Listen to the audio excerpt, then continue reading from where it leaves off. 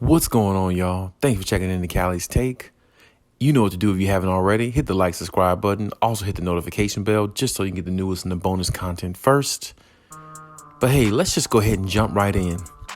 You know, the MVP for this season is going to be really, really hard to judge. You know, at first, about a month ago, the top three players I thought were Kevin Durant, Stephen Curry, and then Giannis was like third. This is about a month or 2 months ago. And now, the way it looks right now, you have Jokic, probably in the top five. You have Jokic, you have Joel Embiid, you have Giannis, you still probably got KD, and then you probably got Steph as number five, maybe. More so, more than likely Steph, yeah. So, with that being said, it's hard to really determine who's going to be the MVP this season. It's hard to determine who's really actually going to take it home and who's going to win it. And right now, I don't know which order it is in regards to who's the MVP. But right now, I mean, if I had to award an MVP to somebody right now, it would have to be Joel Embiid. I mean, man, that guy's been dominating. He's been dropping 30, 40 points the last several games in the last 2 or 3 weeks. But of course, you know, you have to go by a whole season.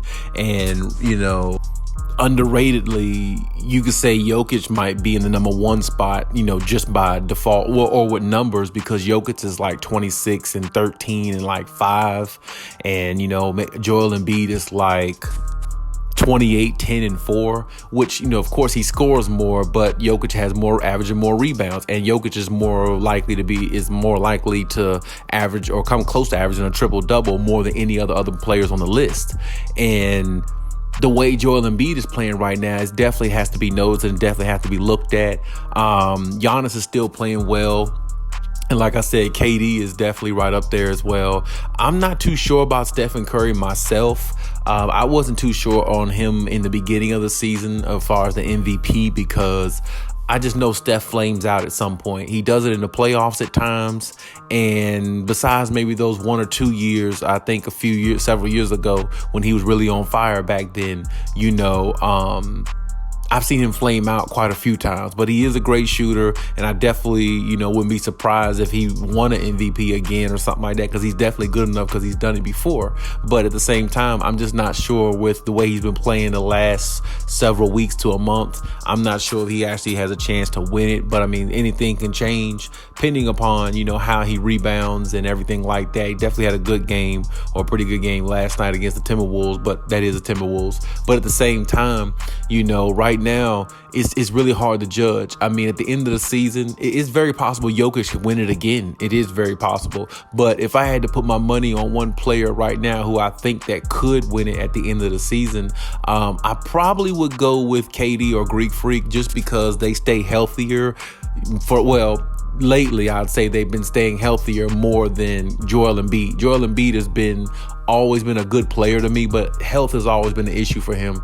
And, you know, the Sixers can go really far if he strings together games and stay healthy and, you know, keep playing his game the way he's playing it. Because when I look at Joel Embiid, I look at a very, very dominant player, and I look at him dominant. I even look at him more dominant at times than a Greek Freak, because Greek Freak doesn't have that jump shot. Joel Embiid does have a decent jump shot, and he can shoot the mid-range pretty decent. And like I said, he will step out and knock down a three, and he's definitely a legit player. I just don't think that, you know, Joel Embiid has a better team than Giannis, because I feel like when Giannis's team is healthy, they're a better team. And besides, they just won the championship, so you definitely got to put them up there. I just don't think that, like I said, I don't think that Joel Embiid's team is as good as Giannis. So wins definitely counts when you're trying to win an MVP. It's not all about stats. So you definitely got to throw that in there as well. So, I mean, it's going to be very, very tough when it comes to that. But like I said, Jokic is right there.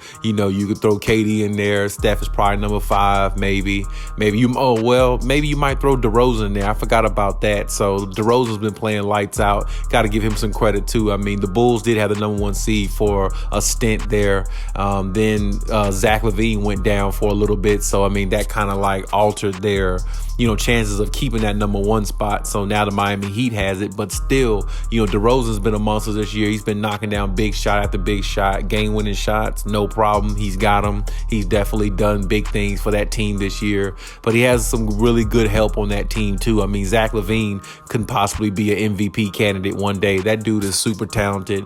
That dude is a superstar waiting to happen. And like I said, when you have a superstar like that, who's probably just as good as DeRozan, or maybe some people might think he's better, it definitely makes your job easier. So DeRozan has definitely benefited from that, and with the help of a good passer, a great passer, Alonzo Ball too. So, I mean, their big three is legit. So I forgot, you got to throw DeRozan in there too. But I mean, as far as the ladder being climbed right now, Joel Embiid is climbing it pretty quickly. And like I said, I'd have him at number 2 or number 3 myself right now.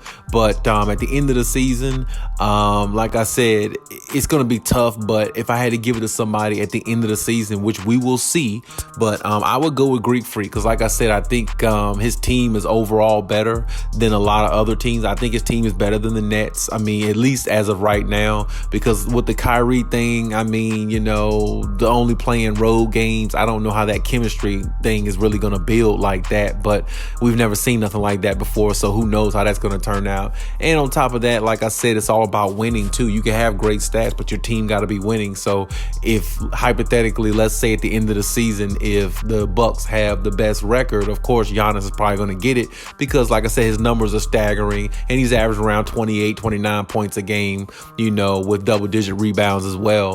And, he's starting to pass the ball a little bit more too. And like I said, his jump shot is starting to get a little bit better, but the confidence that he has with his jump shot is definitely propelling him. So I definitely got to give him credit there. And that's just the way I see it right now. But like I said, it's definitely a wide open race. I definitely want to see who's going to win it because the race is a lot closer than I thought it would be. Like I said, a couple months ago, it looks like Steph was running away with it. Now Steph might not even be in most people's top 5. So it's definitely an interesting race, and I definitely going to keep my eyes on it. And I'm definitely going to be interested to see exactly who wins at the end of the year. But hey, that's my take on the situation. You guys leave any comments in the comment section. As always, let me know what you think. And hey, Khaliis out.